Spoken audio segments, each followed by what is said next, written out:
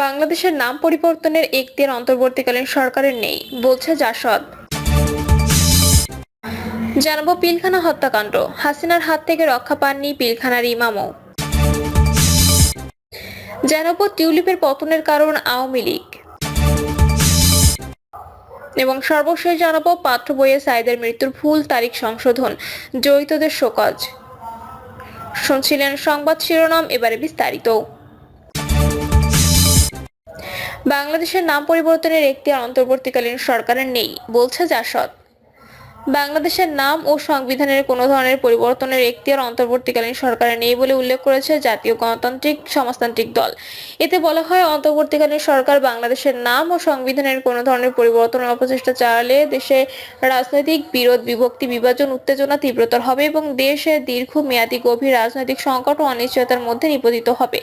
জাসদের বিবৃতিতে বলা হয়, চিহ্নিত ও আত্মস্বীকৃত স্বাধীনতা এবং মুক্তিযুদ্ধ বিরোধী শক্তিতে তুষ্ট করতেই অন্তর্বর্তী সরকারের দীর্ঘ স্বাধীনতা সংগ্রাম, মহান মুক্তিযুদ্ধের মধ্য দিয়ে মীমাংসিত ও ৩০ লক্ষ শহীদের রক্তে লেখা বাংলাদেশের নাম ও সংবিধান পরিবর্তন অপপ্রয়াস পেয়েছে। মহান মুক্তিযুদ্ধের মাধ্যমে মীমাংসিত বিষয়সমূহ অমীমাংসিত করার সকল অপপ্রয়াস রুখে দেওয়ার জন্য দেশবাসীর প্রতি আহ্বান জানানো হয় জাসদের বিবৃতিতে। পিলখানা হত্যাকাণ্ড, হাসিনার হাত থেকে রক্ষা পাননি পিলখানার ইমামও। সেনাবাহিনী ও বিডিআরের মতো দুটি সুশৃঙ্খল বাহিনীকে ধ্বংস করার জন্য পিলখানা হত্যাকাণ্ড ঘটানো হয়েছে বলে মন্তব্য করেছেন কারা নির্যাতিত বিডিআর পরিবারের সদস্যরা। সংবাদ সম্মেলনে বিডিআর পরিবারের সদস্যরা বলেন, ২০০৯ সালে তৎকালীন দুটি সুশৃঙ্খল বাহিনীকে ধ্বংস করার পাশাপাশি খুনি হাসিনার অবৈধ ক্ষমতাকে সুসংহত করার উদ্দেশ্য ছিল এই হত্যাকাণ্ড। এটা ছিল দেশি বিদেশি চক্রান্তের নীলনকশার সফল বাস্তবায়ন। কিন্তু হাসিনা এই হত্যাকাণ্ডকে অত্যন্ত চতুরভাবের সঙ্গে বিদ্রোহের বলে প্রতিষ্ঠিত করতে চেয়েছেন। এরই পরিপ্রেক্ষিতে প্রকৃত সত্যকে আড়াল করার উদ্দেশ্যে তদন্তের নামে হেফাজতে ৪৭ জন নিরীহ বিডিআর জওয়ানকে পিটিয়ে মেরে ফেলা হয়েছে। যেসব বিডিআর জওয়ান প্রকৃত সত্য প্রকাশ করতে যাচ্ছিল তাদেরকেই তদন্তের নামে মেরে ফেলা হয় এবং এই খুনি হাসিনার হাত থেকে পিলখানার পেশ ইমামও রক্ষা পাননি। তারা বলেন, হাসিনার পদলেহনকারী তদন্ত কর্মকর্তা আব্দুল কাহার আকন্দ অত্যন্ত চতুরতার সঙ্গে সত্য প্রকাশ করে দিতে পারেন এবং মিথ্যা সাক্ষী দিতে রাজি না হওয়া ৮৫০ জন জওয়ানকে মিথ্যা অভিযোগের ভিত্তিতে জেলে পাঠিয়েছিলেন। এই প্রহসনমূলক বিচার ব্যবস্থার মাধ্যমে ১৫২ জন নিরীহ বিডিআর জওয়ানকে ফাঁসি এবং ১৮২ জনকে যাবজ্জীবন ও প্রায় ৩০০ জনকে বিভিন্ন মেয়াদের সাজা দেওয়া হয়েছে। অথচ একটি সাজার পেছনে সরকার পক্ষ যৌক্তিকভাবে কোনো প্রকার সাক্ষ্য প্রমাণ হাজির করতে পারেনি। আলোকচিত্রী ও সাংবাদিক শহীদুল আলম বলেন, এসব নিরীহ মানুষগুলোকে এই নিপীড়ন সরকার নিজের স্বার্থে কুরবানির খাসি বানিয়েছিল। এখন যেভাবে চলছে সেটি যদি চলতে থাকলে তাদের রক্ষা করতে পারবো না। এখন সময় এসেছে তাদের পাশে দাঁড়ানোর। বিডিআর পরিবারের সদস্য আব্দুল্লাহ আল মামুন বলেন, বিচার কার্যক্রমের নাটক সুচারুভাবে সম্পন্ন করার পুরস্কার হিসেবে পিপি অ্যাডভোকেট আনিসুল হককে টেকনোক্র্যাট কোটায় আইনমন্ত্রী আর সরকারি পিপি মোহাম্মদ মোশাররফ হোসেন কাজলকে দুদকের পিপি, দায়রা জজ মোহাম্মদ জহিরুল হককে দুদকের কমিশনার এবং দায়রা জজ ডক্টর আখতারুজ্জামানকে হাইকোর্ট ডিভিশনের বিচারপতি হিসেবে নিয়োগ দেওয়া হয়। টিউলিপের পতনের কারণ টিউলিপের পতনের কারণ আওয়ামী লীগ। শেখ হাসিনা ঘনিষ্ঠের থেকে ফ্ল্যাট উপহার নেওয়া, রূপপুর পারমাণবিক বিদ্যুৎ কেন্দ্র থেকে অর্থ আত্মসাৎ সহ নানা অভিযোগের মুখে মন্ত্রিত্ব ছাড়তে বাধ্য হন যুক্তরাজ্যের সিটি মিনিস্টার টিউলিপ সিদ্দিক। গত কয়েক সপ্তাহ ধরে তাকে নিয়ে সমালোচনা চলছে। এখন অনেকেই বলছেন আওয়ামী লীগের কারণে বিলেতে ডুবেছে টিউলিপ। অথচ বাংলাদেশের শেখ পরিবারের টিউলিপ সিদ্দিককে নিয়ে গর্ব ও গৌরবের শেষ ছিল না। গত ৫ই আগস্টের আগে পর্যন্ত ক্ষমতাসীন আওয়ামী লীগের জন্য আন্তর্জাতিক পরিমণ্ডলে টিউলিপ সিদ্দিক ছিলেন বড় বিজ্ঞাপন। টিউলিপ সিদ্দিক ছাত্র জনতা অভ্যুত্থানে ক্ষমতাচ্যুত সাবেক প্রধানমন্ত্রী ও আওয়ামী লীগ সভাপতি শেখ হাসিনার ছোট বোন শেখ রেহানার মেয়ে। তিনি বঙ্গবন্ধু শেখ মুজিবুর রহমানের নাতনি।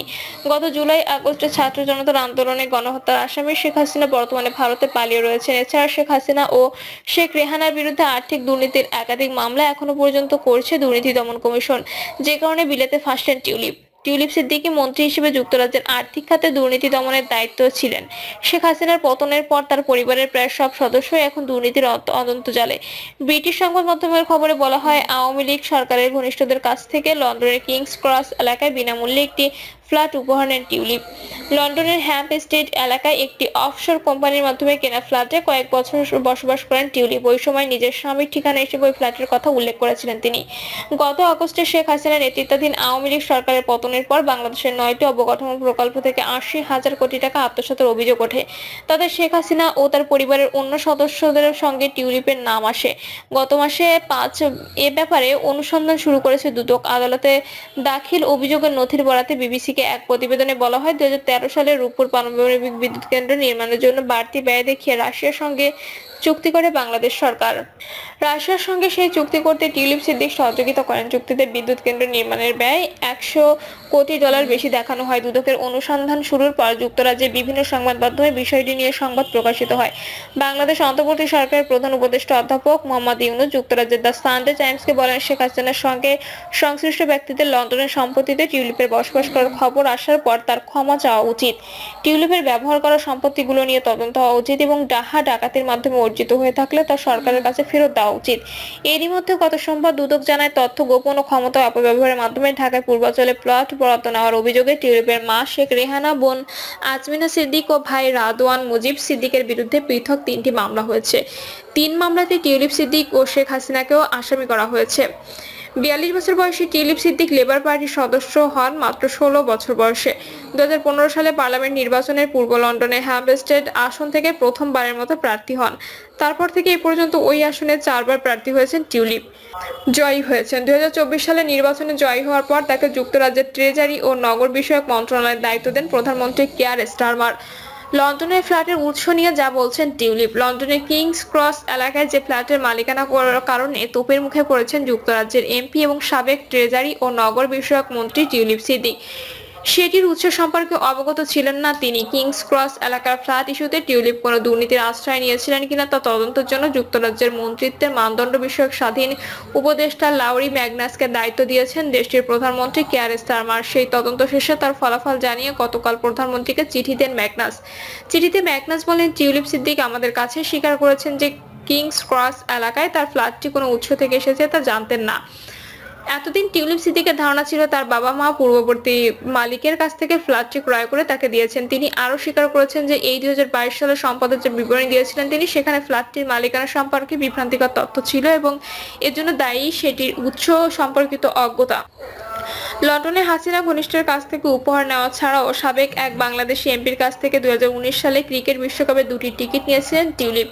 এছাড়া তার বিরুদ্ধে অন্যান্য আরো আর্থিক অসঙ্গতির অভিযোগ উঠেছে। এসবের মধ্যে দেশটির বিরোধী দল কনজারভেটিভ পার্টি টিউলিপকে বরখাস্তের দাবি জানিয়েছিলেন। তারা বলেছিল, টিউলিপের উপর ব্রিটেনের দুর্নীতির প্রতিরোধের দায়িত্ব দেওয়া হয়েছে, কিন্তু তারই নাম দুর্নীতির সঙ্গে জড়িয়েছে। এতে তিনি মন্ত্রিত্বের দায়িত্ব পালনের নৈতিকতা হারিয়েছেন।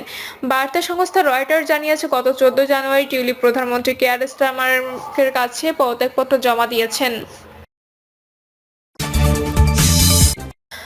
পাঠ্য বইয়ে সাইদের মৃত্যুর ভুল তারিখ সংশোধন, দ্বৈতদের শোকজ।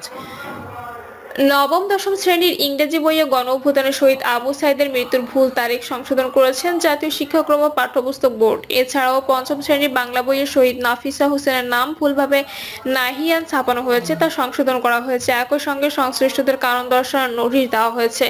এনসিটিভি চেয়ারম্যান অধ্যাপক এ.কে.এম. রিয়াজুল হাসান জানিয়েছেন, যারা সংশ্লিষ্ট ছিল তাদেরকে আমরা কারণ দর্শানোর নোটিশ দিয়েছি।